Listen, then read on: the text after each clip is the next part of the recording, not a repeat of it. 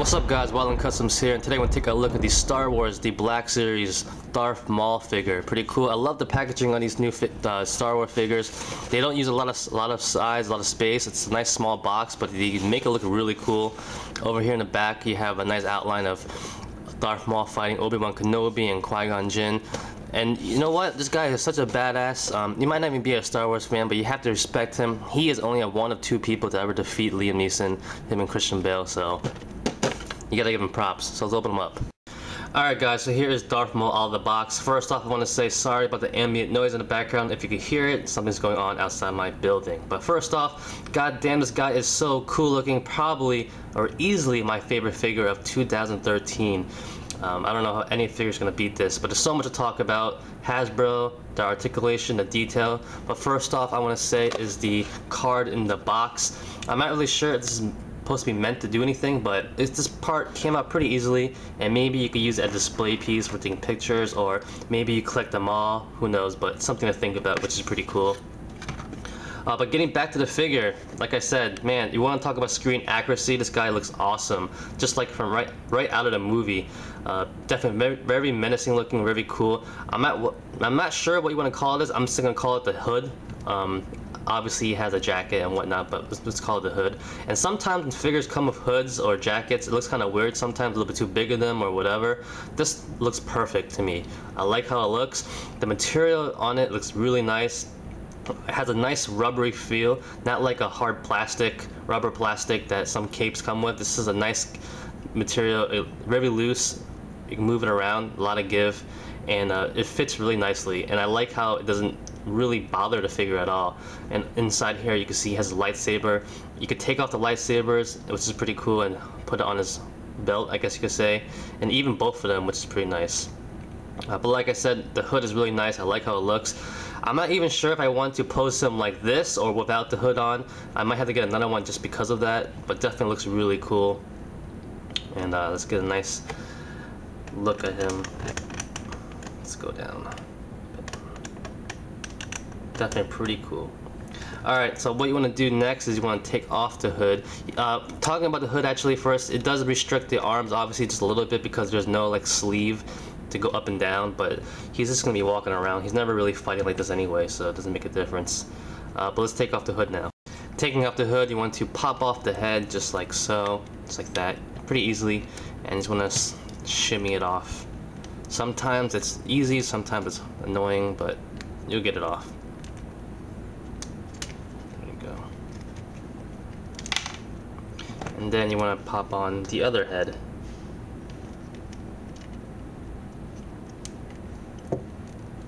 Like that.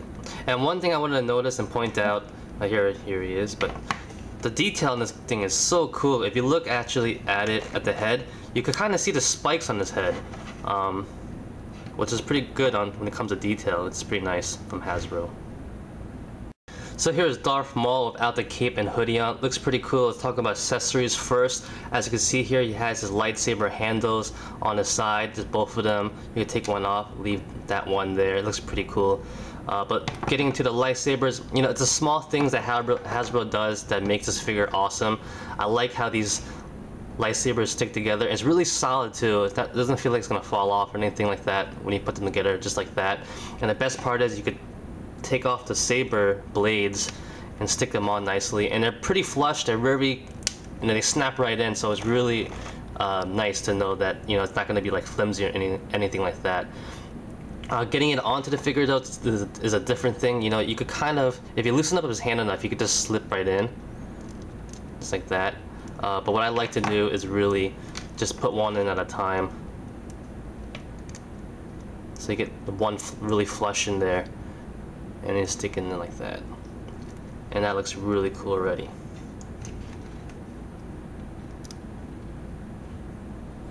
Getting into another accessory, he has binoculars. I'm not really sure why he has this, but it's a pretty cool accessory overall just to have. Maybe you could put on another figure. It's pretty easily, all you want to do is slip it right in his hand like that.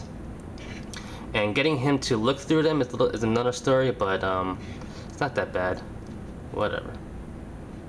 I might have it upside down actually. There you go. But other than that, let's get into the figure itself. Now getting to the figure itself, this is where I want to talk about Hasbro. Hasbro did a great job in this figure. Obviously when they first came out, taking over Marvel Legends and whatnot, making 6-inch figures, they're a little bit hesitant, not hesitant, but they're a little bit iffy in the beginning. You know, changing our beloved Marvel Legends, the quality, the articulation. You know, they came off a rocky start obviously, but you know, they implemented new ab joints, not the crunch ones. They have a ball joint now. The new hinge shoulders, the hinge ball joints on the elbows too. Definitely a lot of changes, but I feel like they finally got it down this year, especially with the new Marvel Legends figures all coming out great. And these figures, and this Darth Maul figure is just a great example that even though they make the new joints, you know, they still have to realize that it has to move. You know, it has to have good rotation, you know, good poses, and this figure is definitely an example of how they really fixed it a lot, coming off articulation and detail of the figure and construction, I guess you could say.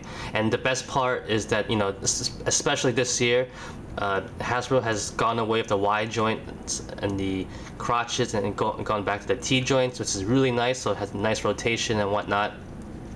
But we'll get into that right now. So going into articulation, Darth Maul has a ball jointed head on a hinge, so it goes up, down, left and right nicely, nice rotation. He has the ball jointed hinge shoulders that rotate really good in and out and whatnot. Same thing on the elbows, nice rotation. And, you know, they do these new, you know, they've been doing these new hinge joint ball joints because of the articulation to try to save it, to try to make it look better, and they did a great job in the rotation. Also on the wrist, it goes left, right, all around, and does it rotate? It looks like it has a hinge there, but I don't want to force it. Other than that, going back to his body, the ball joint on the ab joint, I guess you could say, is really nice. Up, down, left, and right. No waist joint, but you have this, so it's fine. And going back to the lower body, the new T joints, I love them. In and out nicely. Rotates also at the thigh. 2 points at the knee, which is nice. Nothing at the ankle, but he has the swivel right here and goes up and down. And they're nice and, like, you know, you can hear the we wouldn't call it brackets, whatever you want to call it, ratchets, yeah. So definitely really nice articulation, very sturdy too, which I like about this figure, and definitely has great articulation. Like I said, this guy is easily my favorite figure of 2013 and so many reasons. The articulation, the sculpt, the screen accuracy, the lightsabers, the fact that this guy looks like he's coming straight out of the movie is a huge factor of that. And the fact that you can really just pose him any way you want, he's gonna look so badass looking. And as you can see right here, like that, the ankle pivots really work well on this figure because of this purpose. I just want to fix this, and that looks really cool. One thing I also want to talk about is the robe on the bottom. Hasbro did a great job here also. Same thing is that they put the nice soft plastic rubber material from the cape and the hood over here, and they broke it up. Also, the fact is that they incorporated just regular fabric. You know, it's something that I really don't understand why a lot of toy companies have geared away from.